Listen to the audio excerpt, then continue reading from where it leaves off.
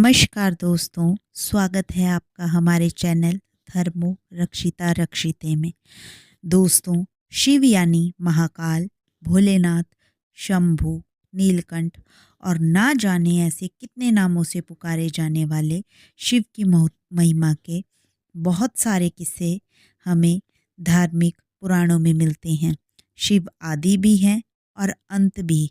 शिव सृष्टि के कण कण में विद्यमान है। शिव महिमा से कोई व्यक्ति अछूता नहीं है और इसी चमत्कार को चित्रित करने के लिए मैं ये कहानी आपके लिए लेकर आई हूँ। एक शहर था जहाँ बहुत बड़ा मंदिर था। मंदिर में भक्तों का तांता हमेशा लगा रहता था।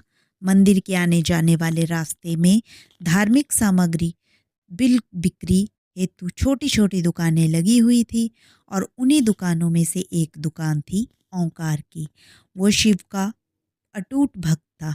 वो कई घंटों शिव की पूजा में लगा रहता। दुकान में वे और उसका छोटा भाई बैठा करता था।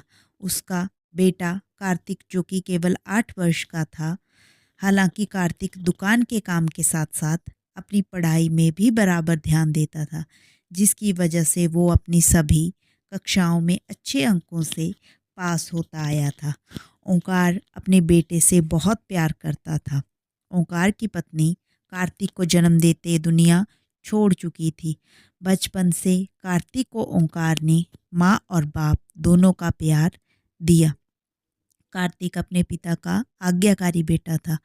वो घर के काम के साथ साथ दुकान का भी काम संभालता। उनकी ज़िंदगी बहुत अच्छे से चल रही थी। लेकिन एक दिन नगर निगम का ऐसा ऐलान होता है कि मंदिर परिसर से सभी दुकानें हटाई जाएं। इसका सीधा मतलब था, जिसकी स्वयं की ज़मीन होगी वही ये धंधा कर सकता था। ओंकार अपने घर में पूजा कर रहा था। जैसे ही उसे ये बात पता चलती है, उसके पैरों तले ज़मीन खिसक जाती है, क्योंकि मंदिर परिसर की वो दुकान उसकी रोज़ी रोटी थी और उस दुकान के अलावा उसके पास आमदनी का कोई और ज़रिया ना था। वो तुरंत भगवान शिव के सामने बेसुध होकर लौट जाता है।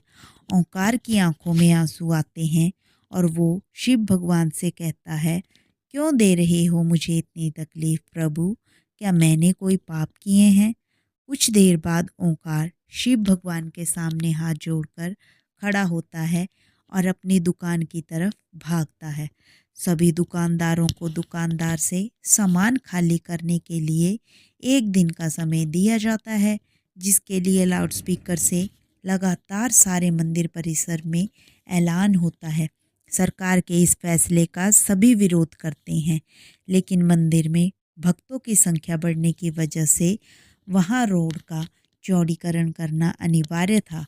हालांकि प्रशासन ने मंदिर से थोड़ा दूर एक सरकारी ज़मीन में दुकानें बनाने की इजाज़त दी थी, लेकिन उन ज़मीनों को लीज़ पर दिया जाना था और लीज़ की रकम लगभग ज़मीन की कीमत के बराबर ही पहुंच रही थी, जो कि ओंकार की पहुंच से बहुत बाहर थी। इसीलिए वो लीज़ पर ज़मीन लेने के लिए आवेदन भरता है और 2 दिनों के अंदर उसे 35% राशि जमा करवाने का नोटिस मिल जाता है। उसने कई सालों से दुकान से पैसे कमाकर जोड़े थे, इसलिए उसके पास लगभग आधी राशि तो थी। इसलिए वो 2 दिन के अंदर 35% रकम जमा करवाता है और बाकी का बचा हुआ 15 दिनों के अंदर जमा करवाने का समय ले लेता है। ओंकार अपने बेटे से कहता है, बेटा हमें ये ज़मीन कुछ भी करके लेनी होगी। मेरे पास आधे ही पैसे हो पा रहे हैं, बाकी पैसों के लिए हमें बैंक से लोन लेना है। कार्तिक उम्र में छोटा था, परंतु समझदार भी।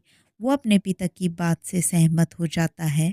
ओंकार अपने बेटे को लेकर बैंक पहुंचता है और वहां जाकर लोन के लिए आवेदन देता है। तब बैंक प्रबंधक उसे कहता है कि हम आपको बैंक लोन तभी दे सकते हैं जब कोई ऐसा व्यक्ति आपको गारंटी दे जिसका खाता हमारे बैंक में हो। ओंकार इस बैंक से संबंधित किसी व्यक्ति को न जानता था। वो यहाँ पहली बार आया था, इसलिए वो हताश हो जाता है और वो बैंक के बाहर सर में हाथ रखकर बैठ जाता है। तभी उसके पास आकर एक व्यक्ति तिलक लगाए पहुंचता है। वो कार्तिक को एक चॉकलेट देता है और ओंकार से पूछता है, क्या बात है, आप परेशान लग रहे हो? ओंकार अपनी समस्या उसके सामने रखता है। तभी वो व्यक्ति कहता है, बस इतनी सी बात है, इसीलिए चलिए मैं आपकी गारंटी देता हूँ, मेरा भी खाता इसी बैंक में है। ये बात सुनते ही ओंकार के चेहरे में बहुत चमक आती है। वो जल्दी से अपने कागज़ लेकर बैंक के अंदर चल पड़ता है। ओंकार अंदर पहुंचकर बैंक प्रबंधक के सामने गारंटी के तौर पर इस व्यक्ति को प्रस्तुत करता है और सारी प्रक्रिया हो जाने पर उसे लोन मिलता है। लोन मिलते ही वो भोले बाबा को प्रणाम करता है और ज़मीन का पंजीकरण करवाने के लिए राशि नगर निगम में जमा करवाता है। राशि जमा होते ही ओंकार को ज़मीन दे दी जाती है। 2 दिन के अंदर ओंकार लकड़ी की दुकान बनवा लेता है। ओंकार दुकान के अंदर सबसे पहले शिव की मूर्ति स्थापित करता है और इसके बाद अपने धंधे की शुरुआत कर देता है। उसे लोन चुकाने का टेंशन खाए जा रहा था।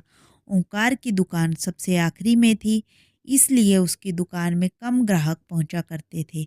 वो इतना भी पैसा नहीं कमा पा रहा था कि उसके प्रतिदिन के खर्चे पूरे हो सके। ओंकार परेशान रहने लगा। एक दिन उसकी दुकान में वो व्यक्ति फिर से आते हैं जिन्होंने बैंक में उसे लोन की गारंटी दी थी। उन्हें देखते ही ओंकार अपनी दुकान में बैठने को कहता है और जल्दी से चाय नाश्ते का इंतज़ाम करता है। वो व्यक्ति ओंकार से उसकी दुकान के हालचाल पूछते हैं तो वो अपना दुखड़ा रोने लग पड़ता है। वो व्यक्ति शिव की मूर्ति को नीचे रखे देख ओंकार से कहते हैं, तुमने शिव भगवान को ऐसे क्यों स्थापित किया है?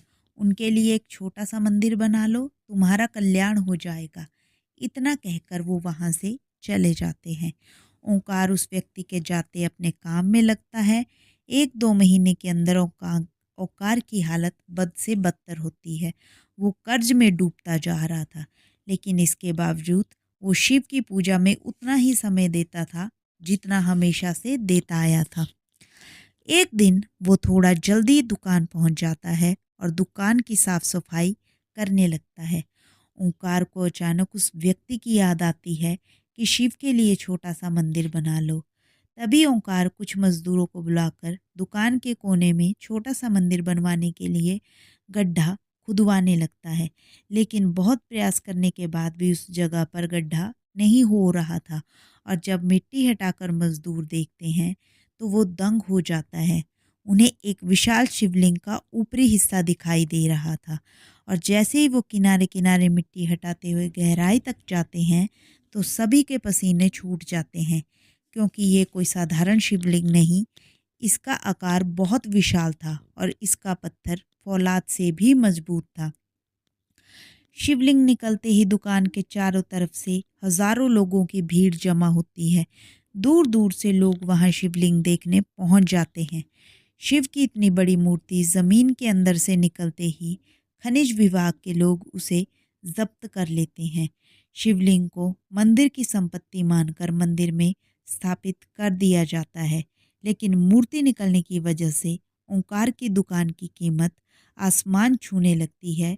सभी ग्राहक उसी दुकान से सामान लेने के लिए लाइन लगाने लगते हैं। दरअसल लोग उस जमीन को शिव जन्मभूमि का अंश समझने लगे थे। शिव महिमा ने ओंकार का जीवन बदल दिया था। दोस्तों, अगर आपको हमारी ये कहानी पसंद आई हो तो हमारे वीडियो को लाइक करें और हमारे चैनल को ज़रूर सब्सक्राइब करें। राधे राधे।